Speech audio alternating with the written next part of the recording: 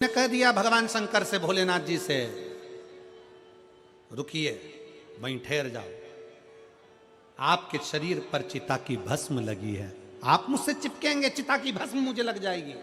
शंकर भगवान को क्रोध तो आया, शिव ने क्रोध को संयम करा और शंकर भगवान ने उसी समय पर गंगा के जल का स्पर्श कर कर कहा, सुनो भृगु ऋषि, मेरे तन पर चढ़ी हुई भस्म, मेरे तन से लगा हुआ एक एक रुद्राक्ष, मेरे तन से लगी गंगा, मेरे तन से लगी भस्म, सुनो भृगु ऋषि, ये वो भस्म चिता की तुम कह रहे हो चिता की भस्म है, ये चिता की भस्म अगर मेरे शरीर से लग कर जाएगी तो करोड़ों का खजाना बनकर जाएगी।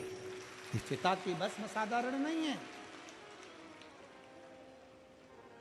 महाकाल बाबा को, काशी विश्वनाथ बाबा को जो भस्म चढ़ती है वो भस्म साधारण नहीं होती, उस भस्म का भी बड़ा भाव है कि वो भस्म भी करोड़ों की है।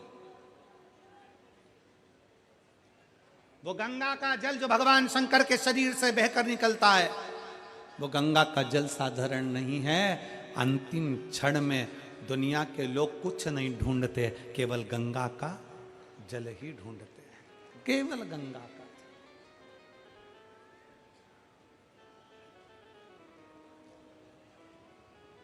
और दुनिया के लोग पहले बेलपत्री का महत्व नहीं जानते थे, अब शंकर जी पे चढ़ी हुई बेलपत्री का क्या महत्व है ये पूरी विश्व जान गया।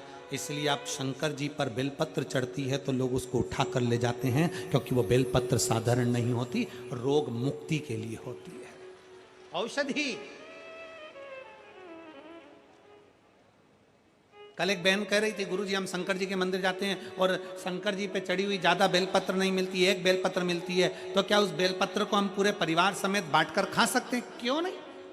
बेलपत्र का एक अंश मात्र की डंडी भी, एक अंश मात्र की पत्ती भी अगर तुम्हें प्राप्त हुई है तो समझ लेना शंकर ने तुमको औषधि प्रदान करी है। जरूरी नहीं कि पूरी 3 पत्ती की बेलपत्र पूरे घर के लोगों को मिले, एक बेलपत्र 3 पत्ती की चढ़ी हुई अगर मिल गई है तो उस बेलपत्र के छोटे छोटे टुकड़े कर कर भी घर के 15 लोग, 20 लोग, 25 लोग, 10 लोग, 12 लोग जो घर में है, कण कण मात्र भी अगर खाते हैं तो उसका भी फल है, उसका भी फल है।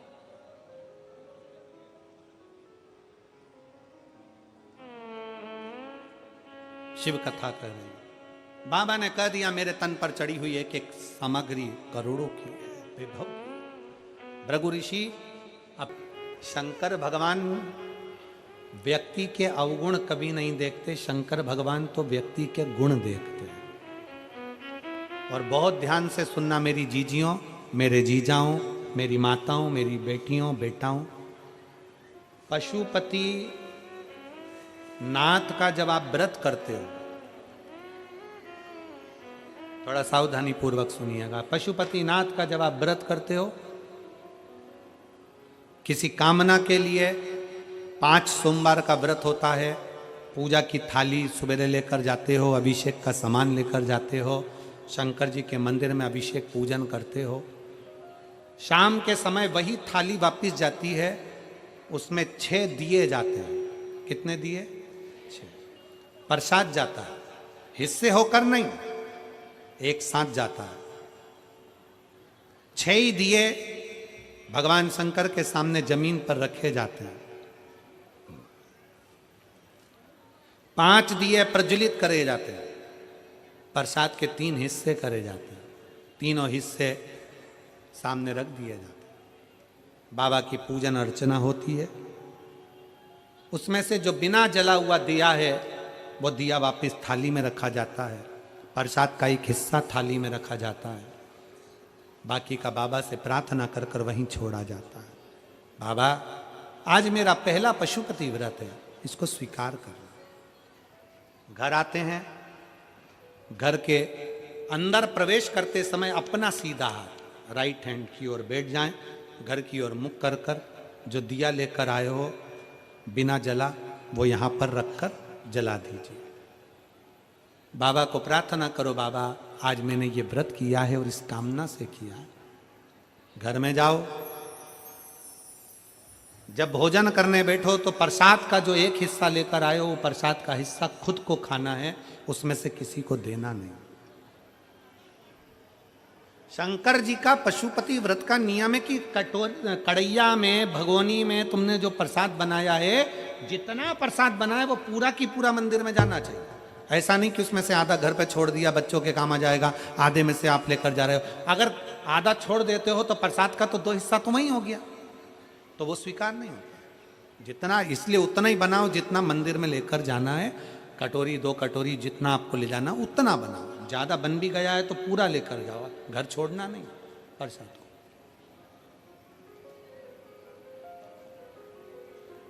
एक ही मंदिर में 5 व्रत करिए, प्रत्येक व्रत में यही नियम चालू करो।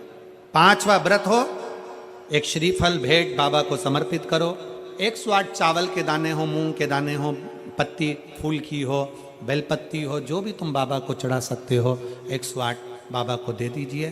श्रीफल समर्पित कर कर वैसा की वैसा ही 6 दिए रखकर, 5 दिए जलाकर, 1 दिया उठाकर, प्रसाद का एक हिस्सा लेकर अपने दरवाजे पर आओ, दिया लगाओ, बाबा से विनय कर कर अंदर जाओ और कह दो बाबा से, आज मेरा 5वां व्रत पूर्ण हुआ।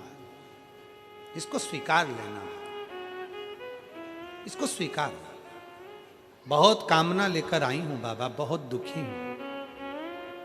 मेरे महाकाल राजा, अपना दिल का भाव किससे कहूं? ए मेरे ओघड़नाथ, अपने मन की बात में किससे कहूं? मेरे भोलेनाथ, आपसे विनय है, मेरे दुखों को काट देना। मेरा अगला जो समय आए, नूतन जो वर्ष आए, वो मेरी जिंदगी में बहुत खुशियां लेकर आए। मेरे महाकाल राजा, बहुत खुशियां लेकर। बाबा को प्रार्थना, निवेदन। अब कई माताएं कहती है, गुरुजी हमारी पूजन की थाली में ये कमी रह गई थी, वो पड़ोसन की थाली में ये सब कुछ था। कोई माताएं कहती हैं कि हमारे पूजन में ये कमी रह गई, उनकी थाली में ये था। शिव महापुराण की कथा कहती है, पशुपतिनाथ के व्रत में हल्दी ले जाना भूल गए, चंदन ले जाना भूल गए, या कुछ सामान ले जाना भूल गए, दिए जरूर होना चाहिए। प्रसाद का 3 हिस्सा जरूर होना चाहिए। बाकी का अगर कुछ भूल गए तो बाबा तुम्हारे अवगुण नहीं देखेगा, बाबा तुम्हारा गुण देखेगा, अवगुण नहीं देखेगा। बस उससे जाकर जब पशुपति व्रत करो ना, तो एक स्तुति उसके सामने जरूर करो। भोलेनाथ दया करना, मैं तेरे भरोसे। हे नारायण, भगवान विष्णु, तुम ब्रह्मा जी की बनाई हुई सृष्टि पर हंसे हो, इसलिए तुम्हें भी एक बार पृथ्वी पर जाकर किन्नर बनना पड़ेगा। भगवान नारायण को भी भगवान शंकर ने कह दिया था कि तुम्हें पृथ्वी पर जाकर किन्नर बनना पड़ेगा, तुम्हें पृथ्वी पर जाकर किन्नर बनना पड़ेगा। और शिव महापुराण की कथा कहती है,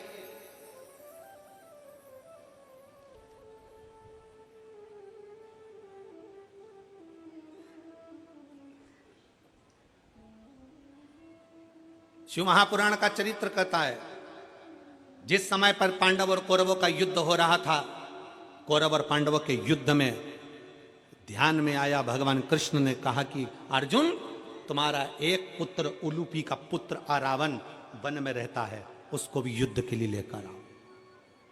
अर्जुन उसको युद्ध के लिए लेकर आ गए, अर्जुन उसको युद्ध के लिए आए। पर अर्जुन युद्ध के लिए लेकर आए, और युद्ध के लेकर आने के लिए क्यों? क्योंकि कुरुक्षेत्र की भूमि चंडी की भूमि थी। इस कुरुक्षेत्र की भूमि पर सबसे पहले बलि चढ़ाना थी। और बलि किसकी चढ़ाना है? क्योंकि कुरुक्षेत्र की भूमि ने कह दिया था, चंडी ने कह दिया था, एक बलि कौरव की लूंगी, एक बलि पांडव की लूंगी। कौरवों में से तो 100 थे, उन्होंने कहा एक को देवी देंगे तो 99 बचेंगे, पर पांडव में तो 5 थे, अगर एक भी चले गया तो फिर 4 ही बचेंगे। भगवान कृष्ण ने कहा, अर्जुन तू तेरे बेटे को लेकर आ रावण को लेकर आए, उलूपी के पुत्र को लेकर आए।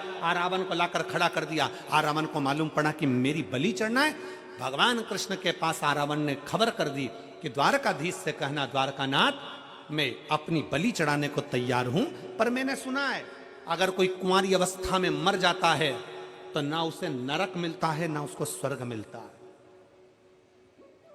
अगर कोई कुंवारी अवस्था में मर गया, कोई कुंवारा मर गया, तो वो ना तो नरक जाता है ना स्वर्ग जाता है, वो आहूत माना जाता है। हमारे मारवाड़ियों में एक नाम चलता आहूत। आहूत मतलब वो कुंवारा चले गया, कुंवारी अवस्था में चला, उसकी गति नहीं है, ना उसको पिंड मिल रहा है, ना उसको तर्पण मिल रहा है, ना उसको जल मिल रहा है, ना भोज मिल रहा है, वो तड़पता रहता है।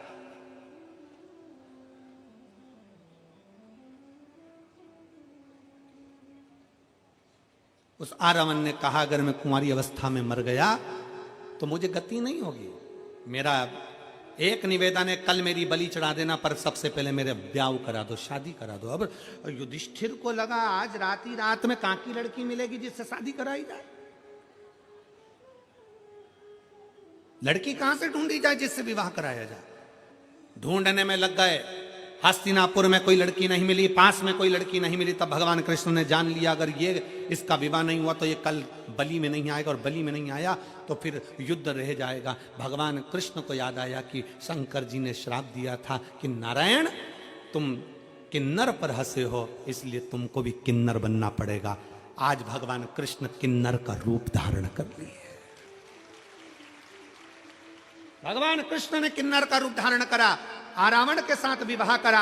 विवाह करने के बाद भगवान जब रावण के प्राण चले गए तो भगवान नेत्रों से नीर बहाते रहे। आज भी किन्नर गले में मंगल सूत्र पहनते हैं, आज भी किन्नर पांव में बिछुड़ी पहनते हैं, आज भी किन्नर हाथ में चूड़ा पहनते हैं, मांग में सिंदूर भरते हैं। कौन है उनका पति? शिव महापुराण की कथा कहती है रावण के साथ प्रत्येक किन्नर का विवाह होता है। एक रात्रि का विवाह एक घड़े के साथ रावण के साथ किया जाता है, फिर उस घड़े को तोड़ दिया जाता है। किन्नर का सुहाग अखंड माना जाता है, किन्नर का सौभाग्य। इसलिए हमारे यहाँ मंगल शकुन में, शादी ब्याहों में, बच्चों के जन्मदिन पर किन्नर आते हैं, क्योंकि सृष्टि पूर्ण पहले किन्नर की थी, पूर्ण सृष्टि। कौन देव होगा?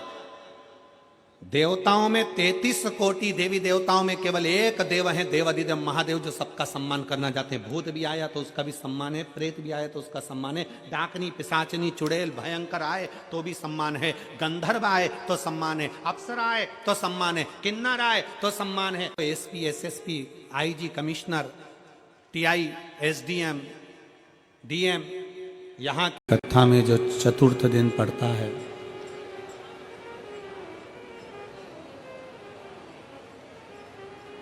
कहते हैं शिवरात्रि शंकर और पार्वती के मिलन की होती है।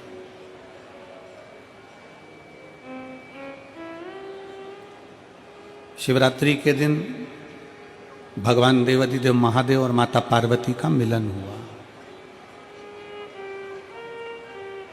शिवरात्रि के दिन ही माता सती और शिव का मिलन हुआ। शिवरात्रि के दिन ही उमा और महेश का मिलन हुआ।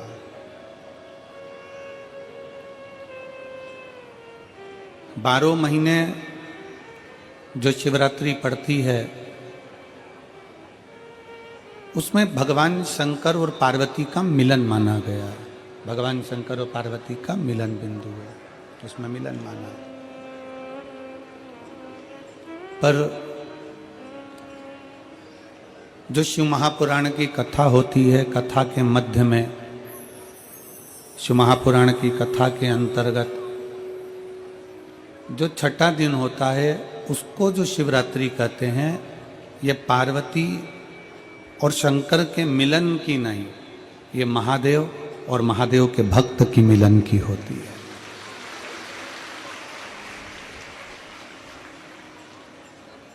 भगवान शिव और भगवान शंकर के जो परम भक्त होते हैं, जो शिव महापुराण की कथा को श्रवण करते हैं, चाहे टीवी चैनल के माध्यम से सुने, फेसबुक यूट्यूब के माध्यम से सुने, चाहे वो कथा के पंडाल में बैठकर सुने,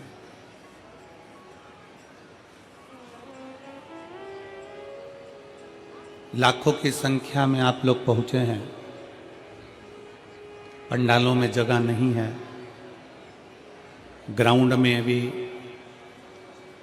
इतना। पार्वती जी के नैनों में जल भरा जाता, नेत्र में जल पार्वती। क्यों? पार्वती जी के नैनों में जब कथा सुनने के लिए बैठ रही थी तो जल इसलिए भरा गया। दो चीजें पार्वती जी के नैनों में आई थी, एक जल भरा गया था, फिर निंद्रा भी समा गई थी। पार्वती जी के नैनों में कथा चालू होने के पहले जल इसलिए आ गया था क्योंकि पार्वती जी को अपने पूर्व जन्म का भान होता गया। मैं सती बनी थी, कुंभज ऋषि के यहाँ कथा सुनने के लिए गई थी। कथा सुनने के लिए जब मैं कुंभज बाबा के यहाँ पहुंची तब उस जगह पर मेरा मन कथा में नहीं लगा था, मेरे भीतर अहंकार आ गया था और कथा मुझसे छूट गई थी। फिर पार्वती जी को उमा बनी और उमा बनकर भगवान महेश के साथ में कथा सुनने के लिए गई थी, तब मन नहीं लगा था कथा। फिर माता पार्वती कात्यायनी बनी, भगवान शंकर के साथ कथा सुनने के लिए गई। फिर माँ भगवान शंकर बगला मुख बने और पार्वती मैया बगला मुखी बनी।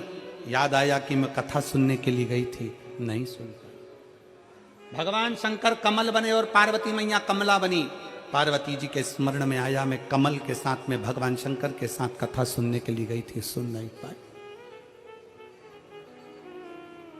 शिव जी ध्रुमबान बने, पार्वती ध्रुमावती बनी। स्मरण में आया कि मैं कथा नहीं सुन पाई थी। जितने जितने शंकर भगवान के साथ में, शंकर भगवान महाकाल बने और पार्वती महाकाली बनी, तो पार्वती जी सोचती हैं कि मेरे उस समय पर काली बनी तो भी कथा नहीं सुन पाई, तो भी कथा नहीं श्रवण कर पाई। आज पार्वती जी की आंख में आंसू भर गया कि आज मेरे बाबा ने बड़ी कृपा करी जो मुझे कथा सुनाने के लिए इस अमरनाथ की गुफा के अंदर लाकर बिठा दिया और मुझे कथा सुना। अमरनाथ की गुफा। अरे ओ मेरठ की मेरी जीजी और मेरठ के मेरे जीजाओं, मेरी बेटियों बेटाओं, मेरी माताओं, मेरे भाई, आप सब के चरणों को नमन कर कर कहता हूं, ना जाने कौन सी किस्मत आप और हमने ली है जो इस मेरठ की भूमि पर शिव पुराण की कथा सुन रहे हैं। जिस भूमि पर बेलकेश्वर महादेव विराजमान है, जिस भूमि पर ओगणनाथ विराजमान है, जिस भूमि पर मेरठ के चारों तरफ शंकर भगवान के प्राचीन प्राचीन मंदिर विराजमान हैं, और आज भी मेरठ की पवित्र भूमि शंकर के एक एक शिवलिंग से समाहित है। ये वो मेरठ की भूमि है।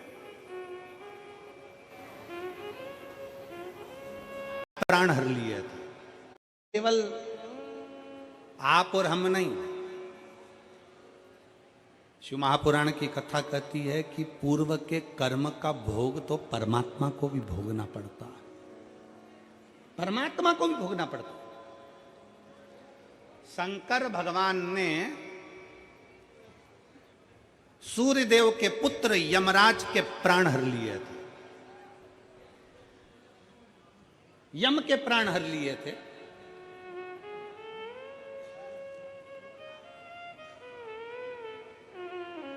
और यम के प्राण जब हर लिए, यमराज के प्राण चले गए, तो सूर्य नारायण भगवान रोते रोते आए और उन्होंने कहा मेरा बेटा यम चले गया।